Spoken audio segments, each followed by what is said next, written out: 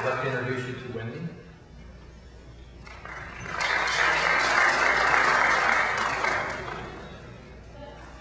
Sorry if you also can't see me, I'm pretty short. Konnichiwa, good afternoon. I want to thank Governor, First Lady, Larry and Sandy Jernigan, Rotary District 5260, all of you.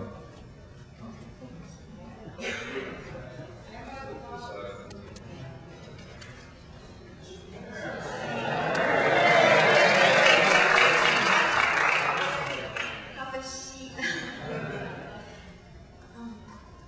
I want to thank the Japanese Rotary District 2780, along with GSE team leader Jim Michetti, and those who provided training for us, our team leader Rodney Jacobson, Juliet, Eric, and Natasha, for the wonderful experience I had in Japan. One of my favorite experiences was meeting and staying with various host families. While we were there for a month, we stayed with a total of 7 host families. Although I would have preferred to stay with just one host family the whole time, I'm glad that I had the experience to meet different families, and all of them were wonderful in their own special way. Although I learned a lot from my vocational studies in Japan, the greatest lesson I learned actually came from my first host family. When we first arrived in Japan, I was actually separated from the rest of my team. They were all sent to one city, and I was sent to another city. They spoke at one Rotary Club, and I went to another Rotary Club by myself and spoke there by myself.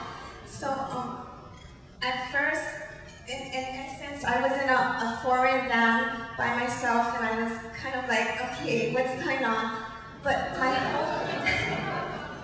host family was just the kindest, nicest host family ever, and they made me feel so comfortable, and they did so much with me. They cooked wonderful food. They took me to the business that the family owned, and I met more of their family, and we went strawberry picking. That was fun too.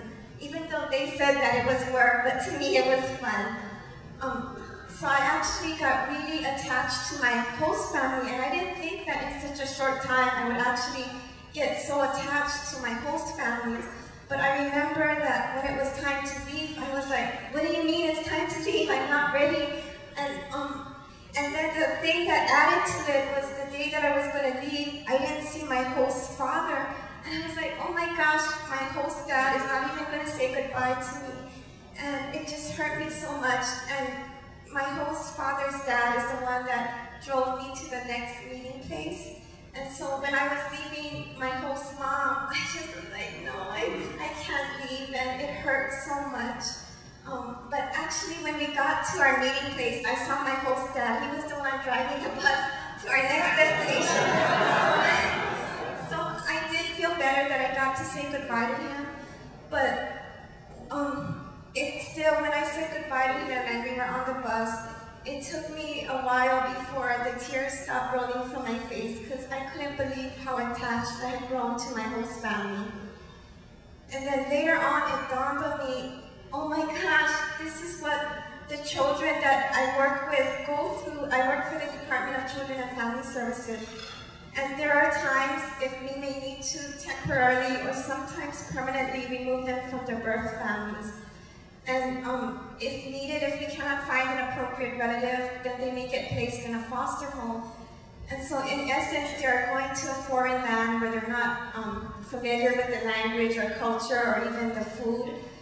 But supposing they actually are put, which we hope that they're put with a good foster family, and they grow attached to that foster family. But for whatever reason, they may have to be replaced again. And as an adult, I understood what was going on. I knew why I was being moved, but some of our children may or may not understand why they are being moved. And I do want to say that LA County Department of Children and Family Services, DCFS, is really working hard trying not to move children so much. But in the past, it wasn't uncommon for a child to maybe be moved 3, 4, 5, even up to 10 times. And I was thinking, oh my gosh, it hurt me so much to just be moved that one time and 7 other times, but what are these children going through? And so that was the greatest lesson that I learned, that we really need to be sensitive to our children and really help them if they do have to be moved, but to be really understanding and compassionate to them. And so I want to thank you all again for the wonderful experience I had and for this great lesson that I learned. Thank you.